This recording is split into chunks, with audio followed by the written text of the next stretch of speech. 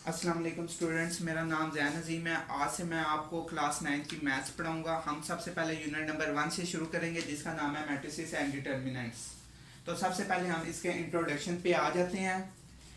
Matrices का idea सबसे पहले एक इंग्लिश मैथमेटिशियन ने दिया था, जिसका नाम है आर्थर केले।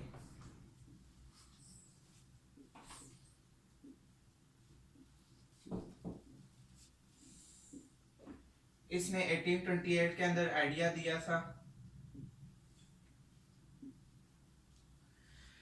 अब मैट्रिसेस की डेफिनेशन पर आ जाते हैं।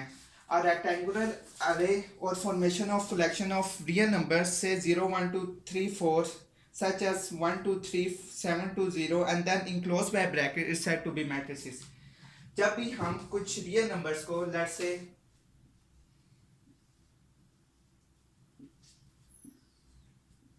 कोई भी रियल नंबर्स हो सकते हैं, जब भी हम उसको ब्रैकेट्स के अंदर इंक्लोज करेंगे तो हम उसे मैट्रिसेस कहेंगे। जब भी हम मैट्रिसेस के लिए को डिनोट करते हैं, उसके लिए हम हमेशा इंग्लिश अल्फ़ाबेट का इस्तेमाल करेंगे, जिस जो कैपिटल होगा। तो ये होगी मैट्रिसेस की डेफिनेशन। उसके बाद आ जाते हैं हम रो और कॉलम मैट्रिक्स पे।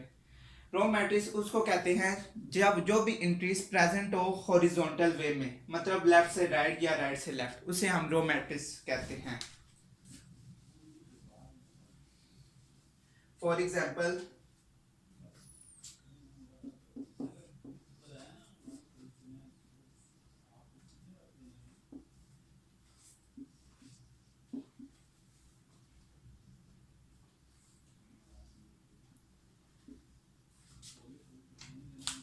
और कॉलम मैट्रिसेस वो मैट्रिसेस होती है जब भी हम कोई भी इंट्रीज वर्टिकल वे में प्रेजेंट हो, यानी ऊपर से नीचे, उसे हम कॉलम मैट्रिसेस कहते हैं।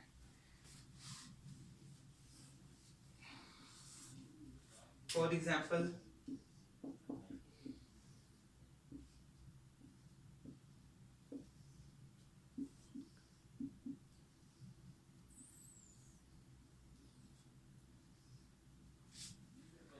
ये इसकी एग्जाम्पल है। अब हम आ जाते हैं ऑर्डर ऑफ अ मैट्रिक्स के ऊपर। अब हम आ जाते हैं ऑर्डर ऑफ अ मैट्रिक्स। अगर हम रो को m कह दें और कॉलम को n कह दें,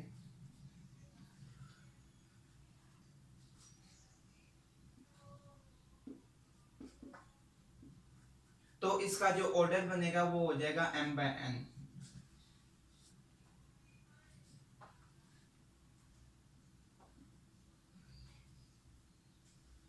फॉर एग्जाम्पल, अगर मैट्रिक्स है हमारे पास m इज इक्वल टू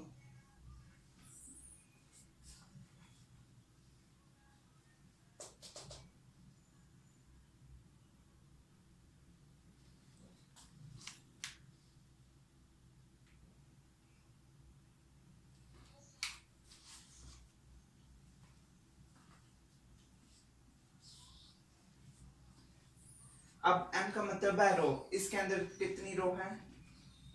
एक, दो, दो रो। और कॉलम एक, दो, तीन, तीन कॉलम।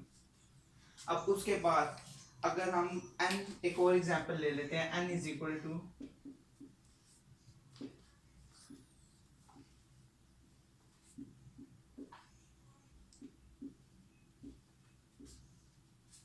तो इसका ऑर्डर जो बनेगा,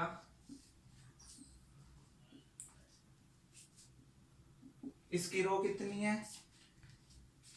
एक, दो, तीन, और कॉलम भी इसके थ्री है। ये होगी ऑर्डर ऑफ मैट्रिक्स। अब हम उसके बाद आ जाते हैं इक्वल मैट्रिसेस पर। अब हम आ जाते हैं इक्वल ऑफ मैट्रिक्स के ऊपर। इक्वल ऑफ मैट्रिक्स के लिए दो कंडीशन लाजमी है कि जो एक का ऑर्डर ऑफ ए है, फॉर एग्जांपल अगर हम ए ले लेते हैं,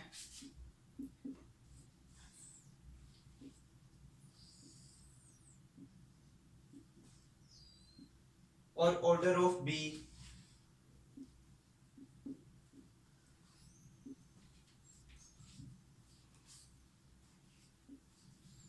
वो आपस में इक्वल होना चाहिए।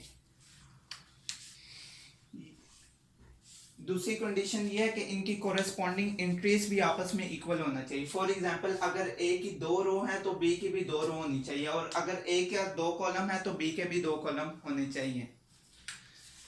इसकी एग्जांपल इस तरह भी आ सकती है, ए इज इक्वल टू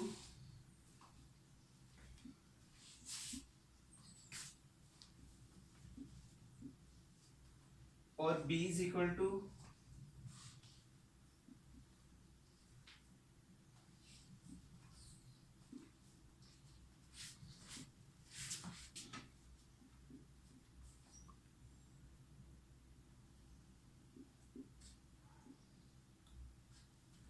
अब आपको लग रहा होगा कि ये इसके अंदर फर्क है, लेकिन ये आपस में दोनों इक्वल हैं। अगर हम बी को सॉल्व करें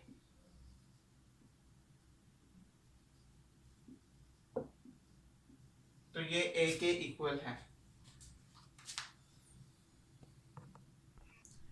अच्छा स्टूडेंट्स, आज के लिए इतना ही काफ़ी है। अब हम अगली वीडियो के अंदर एक्सरसाइज नंबर 1.1 करेंगे। अल्लाह हाफिज़।